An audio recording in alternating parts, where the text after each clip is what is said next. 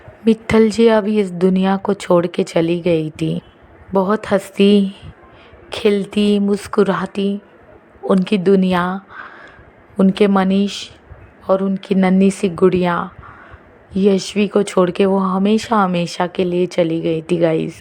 मनीष जी को समझ में नहीं आ रहा था मैं करूँ तो करूँ क्या, क्योंकि उनकी मित्तल उनको छोड़ के चली गई थी। वो कभी लौटने वाली नहीं थी गाइस। और उन्होंने फाइनली डिसाइड किया कि नन्ही सी गुड़िया को अब वो उसके नाना नानी के पास छोड़ के आएंगे बिल्ली मोरा। उसका महीने का जो भी खर्चा होगा वो सारा खर्चा वो पे करेंगे। और उसकी अच्छी परवरिश के लिए उन्होंने फाइनली नाना नानी के पास यशवी को वो छोड़ के चले आए थे। और मनीष जी ने अपने आप को इतना व्यस्त किया गाइस, काम में इतना बिजी किया कि मित्तल की यादें ही ना उन्हें सताए। इसके लिए उन्होंने पूरा दिन काम में इतना व्यस्त किया, बिजी किया।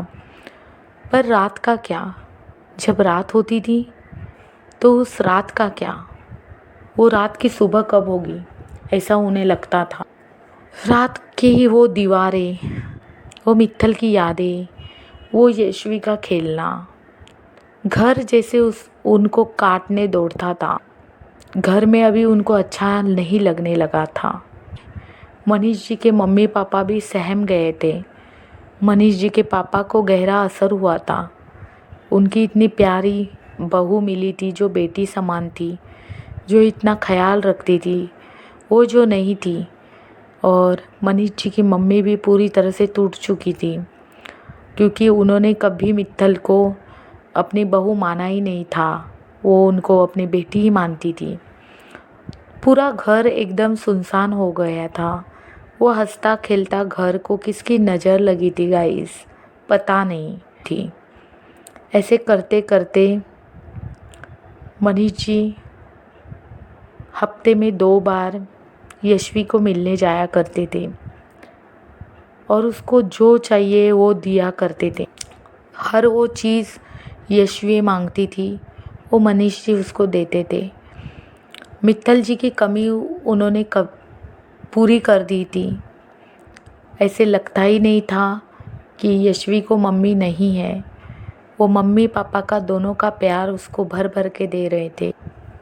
हफ्ते में 2 बार उसके साथ खेलना, उसको हर जो जगह पे उसको जाना है घूमने के लिए वहाँ पे लेके जाना, उसके साथ बहुत सारा खेलना, उसको हर चीज़ देनी जो उसको चाहिए, किसी चीज़ की उसको कमी ना करना।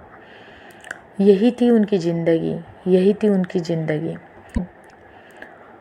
अभी भी मनीष जी शादी करने के लिए रेडी नहीं थे, घर बसाने के लिए रेडी नहीं थे।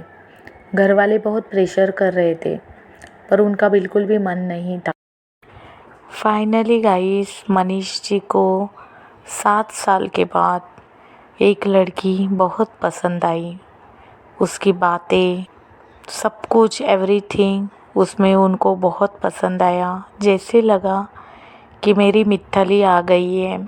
उन दोनों ने बहुत सपने जुटाए कि एक दूसरे के साथ शादी करेंगे और अपना घर बसाएंगे। ऐसे उन्होंने सपने सजाए थे। पर गाइस पता है किस्मत को वो भी मंजूर नहीं था। किस्मत ने उनके लाइफ में कुछ और ही लिखा था। और एक दिन, वो दिन यशवी के लिए बहुत दुखद भरा दिन आने वाला था। उसके लाइफ में तूफान आने वाला था। मंगलवार का दिन था गाइस। 3 बजे मनीष जी का निधन हो गया। उनको हार्ट अटैक आ गया था। उनके घर वाले सभी लोग डॉक्टर के पास उनको लेके गए। अंत में डॉक्टर ने जवाब दिया, मनीष जी उस दुनिया में नहीं रहे। अब घर वाले उस नन्ही सी प्यारी सी बच्ची को कैसे बताएं। फाइनली उस बच्ची के लाइफ में ना माँ रही ना बाप रहे। उसकी दुनिया उजड़ गई। और अभी गाइस यशवी अपने नाना नानी के पास रहती है, स्कूल जाती है। और वॉचिंग दिस वीडियो। तो इसी के साथ हमारी अधूरी कहानी एंड करने जा रही है। गाइस, आप सभी लोग ने, मेरी यूट्यूब फैमिली, लवली फैमिली, आप सभी लोग ने बहुत सारा मुझे आशीर्वाद और प्यार दिया।